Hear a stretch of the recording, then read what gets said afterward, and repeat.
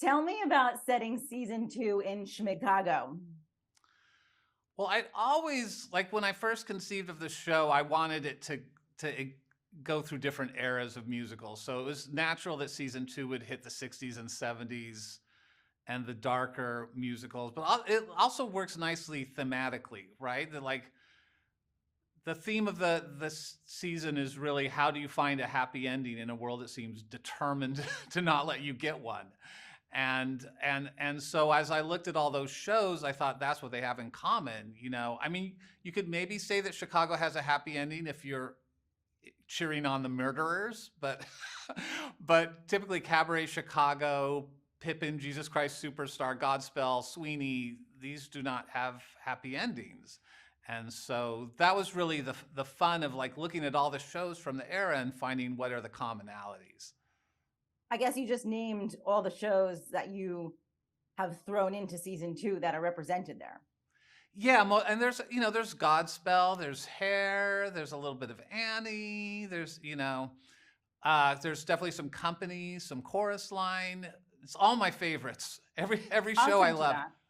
Will you drink to that? You said Company, so I threw it. Yes. It in. Okay, last season everyone was talking about Kristen Chenoweth's one take number. So who gets the award this season for most memorable musical performance? Oh, you're gonna get me in trouble.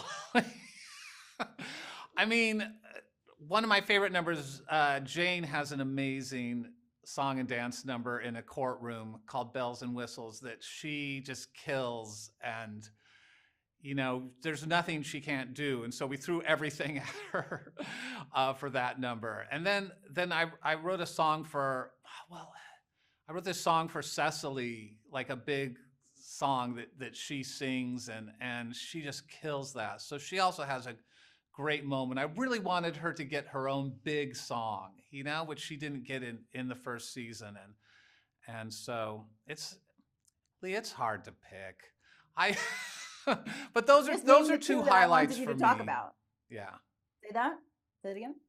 Those are two of the highlights for me. Yeah. What is the most inside Broadway reference you wrote this season?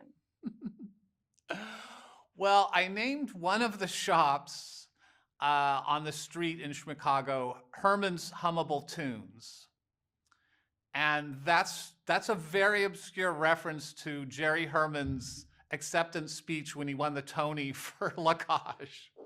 Yes, I know it well. Yeah, he had gotten a little dig at Sondheim, which a lot of us didn't appreciate, Sondheim fans. So that was a little dig back at Jerry Herman. Friendly. There are, yes, and trust me, I saw that. I saw that on the set. Don't think that didn't go missed from the Broadway gal who noticed everything.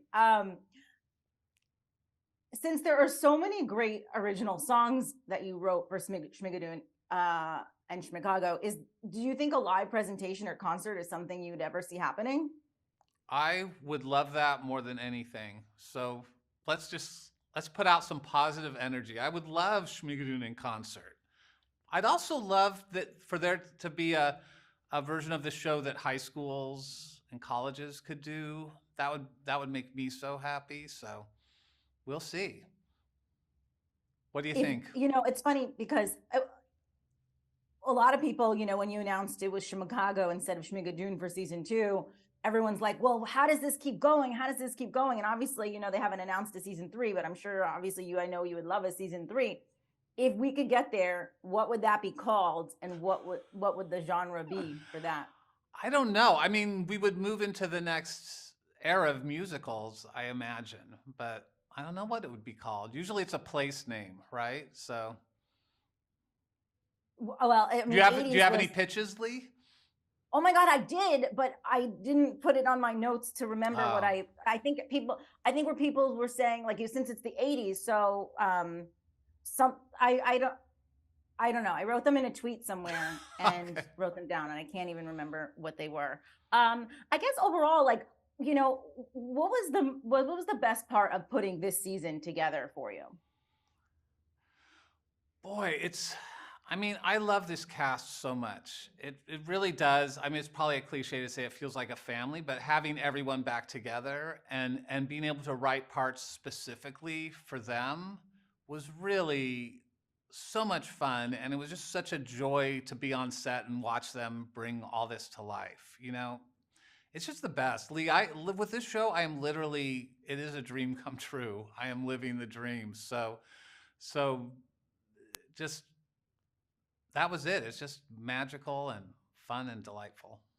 And it was so creative the way you did it this season with I was surprised to see how everyone played a different character. You know, how was that going to happen? And you did it so seamlessly. And it was such a surprise for each one. Oh, they're this person this season. So that was what I loved watching. Yeah, that was important to me, to be able to bring everybody back, but as a different character. That it's like a company, right? It's an acting company, and they put on one show season one, and now they're doing another one.